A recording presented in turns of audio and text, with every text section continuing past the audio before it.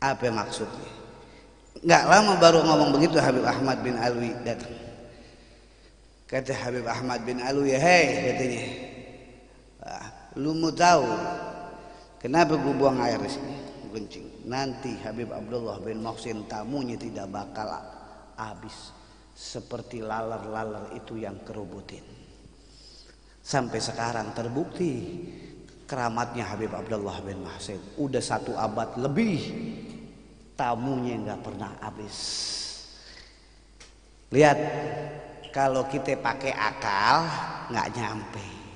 Makanya kalau kita hadir di tempat orang-orang soleh, di tempat wali Allah, jangan cuman akal doang, kita harus yakin kepada mereka. Man dakhala finahum la yakhaf la yakhaf. Kalau udah kita yakin masuk kepada mereka, kita tidak perlu khawatir bahwa mereka akan tolong kita. Tapi kalau suudzon kepada mereka, apalagi sampai nyap begitu, mengok mulutnya. Hati-hati dengan walinya Allah Subhanahu wa taala. Karena bukan keinginan dia sebetulnya, keinginan Allah Subhanahu wa taala untuk menguji kita yang cinta kepada dia. Jadi ente cinta sama sesuatu, ente akan diuji dengan sesuatu itu. Ente cinta sama anak ente akan uji ente dengan penyakit panas, dengan macam-macam ujiannya. Ente cinta sama istri ente cerewet, pasti bakal ngoceh-ngocehin ente. Ente cinta sama harta, pasti ente dipekelin sama namanya harta. Ente cinta sama perusahaan, ente bakal dipegelin sama perusahaan. Apapun yang ente cinta, di situ yang akan diuji. Kalau ente cinta sama wali Allah, ente akan diuji sama wali Allah. Ente cinta sama guru, diuji sama guru. Cinta sama wali Allah, diuji sama wali Allah. Untuk apa? Untuk menyambung cinta kita kepada Nabi besar Maulana Muhammad. Kalau yang uji Rasulullah, kita nggak bakal kuat. Nggak bakal kuat kalau yang uji Nabi Muhammad SAW. Tahu nggak? Ada yang kuat? Nggak ada yang uji Rasulullah SAW. Kalau yang uji Rasulullah, kali kita nggak bakal kuat. Berapa banyak sahabat yang setelah Rasulullah meninggal langsung menjadi murtad? Banyak. Rasulullah meninggal pada keluar lagi Islam. Banyak. Bahkan pamannya sendiri nggak mau beriman kepada Nabi besar Maulana Muhammad. Udah lihat Rasulullah, lihat mukjizatnya, belah tuh bulan. Tahu nggak? Apa lagi? Nur cahaya mukanya. Apa lagi? Lebih terang cahayanya daripada bulan. Dilihat sama Abu Lahab. Tapi Abu Lahab nggak mau dia beriman kepada Nabi Muhammad. Ujian. Dianggap Nabi Muhammad ini anak biasa, ponakan gua. Masa ponakan gua jadi nabi? Mau kayak gile. Kasarnya begitu. Makanya ikut Nabi Muhammad celaka. Kata Abu Lahab. Yang jawab Allah. Dengan jawaban apa? Tabbat yada Abi Lahabin. Jadi kalau ujiannya langsung kepada Rasulullah, kita nggak bakal kuat. Nah, juga kita nggak bakal kuat diuji sama aulia juga. Kalau ente di zaman Habib Kuncung, coba suruh peperin. Kalau kita nih di zaman Habib Ahmad bin Alwi Al-Haddad ngadep Habib Ahmad, nggak bakalan kuat. Nggak bakalan kuat. Mending kalau masih disuruh peperin begitu. Nah kalau disuruh loncat dari Gunung Salak, nyungsep deh. Banyak. Ini belajar apa? Belajar hati kita sama akal kita husnuzon sama wali-walinya Allah Subhanahu wa taala. Lihat. Sebabnya orang yang baik sangka sama wali Allah akhirnya dijadiin wali Allah Subhanahu wa taala. Karena saya pernah bilang, anjing aja anjing. Ashabul Kahfi dia cinta doang bisa masuk surga, nggak pakai akal tuh anjing. Masa ente punya akal kalah sama anjing? Hei, ente kalah sama anjing? Jing. Nggak mau gak disebut, yang disebut anjing. Anjing lebih mulia soalnya. Anjing lebih mulia, dia nggak punya akal, nggak punya iman, cuman punya cinta kepada majikannya, masuk surga. Ashabul Kahfi menurut kate doang samekna itu kayak yang tadi tuh, cuman jangan yang kayak tadi yang rambut gondrong itu masih mending. Anjing cinta kepada ulama, masuk dia ke dalam surga. Yang bilang bukan saya, Allah Subhanahu. Ente baca Ashabul Kahfi, dia cuman ngikutinnya bukan ngikutin kayak ente enak ngikutin habaib makan nasi kebuli, ngikutin habaib makan nasi kebuli, ngikutin habaib dapat berkah, ngikutin habaib dapat doa, ngikutin habaib dapat ilmu. Ini anjing ngikutin orang soleh tidur doang, tidur 350 tahun. Coba ente anak ajak tidur 350 tahun, bagaimana rasanya? Enak agak? Tidur 350 tahun masuk surga, tidur doang. Ini ente udah paling enaknya orang dikasih ilmu. Oh bentar lagi nih abis ini kita sholat nasi uduk, bukan main. Bukan gurunya yang dikasih nasi uduk, gua ngasih uduk. Mestinya kan gurunya dikasih, beb nih beb, enggak. Ini gua ngasih dia anak murid, kan main. Ntar udah ini langsung bayar ya. Udah dapat ilmu, paham nggak? Dapat apa lagi? Dapat doa, dapat apa lagi? Dapat zikir, salawat sama Nabi Muhammad. Kalau ente salawat sendirian coba, orang yang baca burdah sama juga dia baca 100.000 kali selawat sama Nabi. Coba lu baca 100.000 kali. Allahumma jangan sampai 100.000 kali, 10, 100 saja. Begitu mulu. Belum tentu istiqomah itu juga. Ini hari baca bibirnya komat kamit. Wah, ajib banget. Bunyi aja teleponnya. Si sayang hilang tuh selawat. Gara-gara lihat si sayang hilang selawat. Selawatnya hilang udah.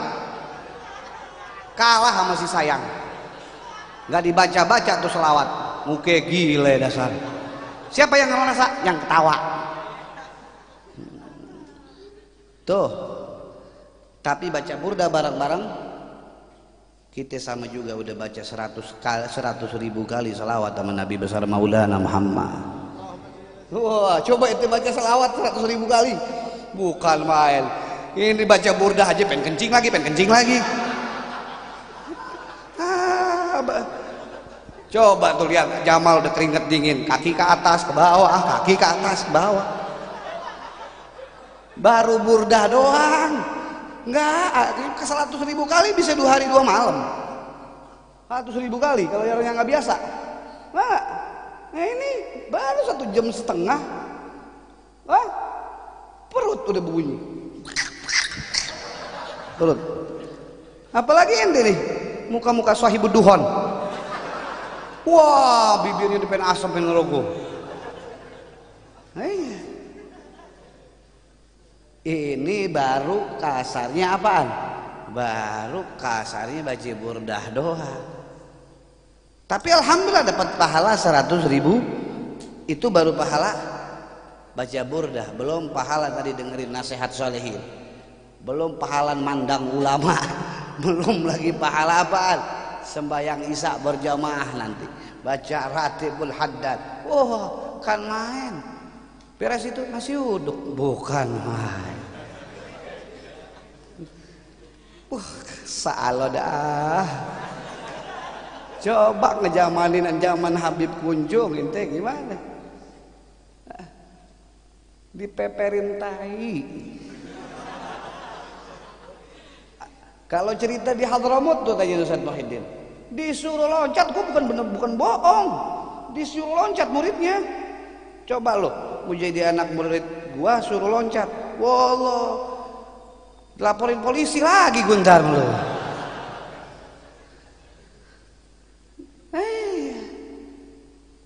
Orang dulu ikhlas hatinya, mau diapain aja sama gurunya.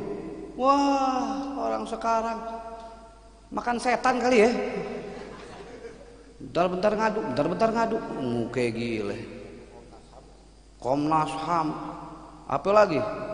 PC udah pada semuanya. Zaman sekarang makanannya.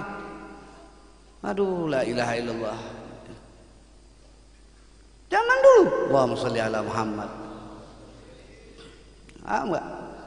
Kan saya cerita sering. Sunan Kalijaga 30 tahun cuman jagain tongkat doang. Tongkat gurunya. Jadi wali kutub. Dikali lagi. Coba lu jagain tongkat gua. Jangan 30 tahun. Satu hari satu malam tuh di empang gua situ. Masuk angin dikerokin. Gua disalahin. Gua Habibnya gitu, tongkat Habib. Begitu. Tongkat Habib disalahin tuh. 30 tahun jagain tongkat gurunya kagak ngoceh apa-apa. Allahumma sholli ala Muhammad. Nah, jadi antum ini semua dikasih ilmu sama Habib Ali bin Muhammad bin Husain al-Habsyi, Ustaz Wahyudi, Habib Muhammad Alka. Untuk apa? Untuk antum itu punya akal sama hati yang sama. Kalau udah di dalam akalnya la ilah, hatinya mesti la ilah. Akalnya Muhammadur Rasulullah, hatinya mesti Muhammadur. Begitu pula kepada penerus-penerusnya mereka orang saleh. Kalau ente yakin, ya, ente ikut habaib bakal ketemu enjiti, jangan pernah berpisah-berpisah lagi, udah. Jangan pakai perhitungan lagi. Enggak kan. Kan Habib itu hidungnya pesek dia. Yang ini mancung. Lah, habaib itu bukan karena pesek, karena mancung, tong. Habaib itu karena darahnya ada darah Nabi besar Maulana Muhammad. Ada habaib mukanya kayak Jamal, ada. Habib-habiban cuman. Tapi model habaib banyak. Cinta sama habaib, ente jangan cinta sama ilmunya. Kalau ente cinta sama ilmunya, paham nggak?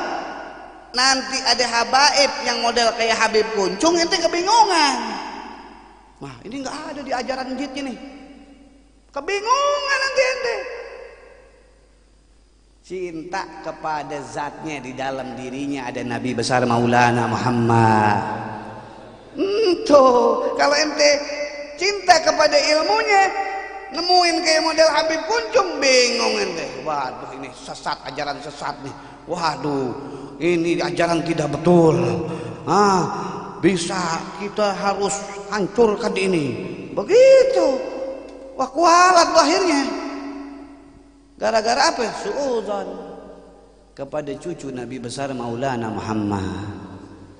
Makanya kalau ente cinta kepada keluarga Nabi, lihat di dalam dirinya ada darah Nabi besar Maulana Muhammad. Harapannya apa? Bisa kumpul sama Nabi Muhammad. Sekarang anak tanya, antum dagih begini, ya, tahu-tahu Ustaz Jamal beliin nasi kebuli satu-satu, satu piring sama kopi sama rokok Samsu. Bagaimana rasanya? Bukan main mahal begitu.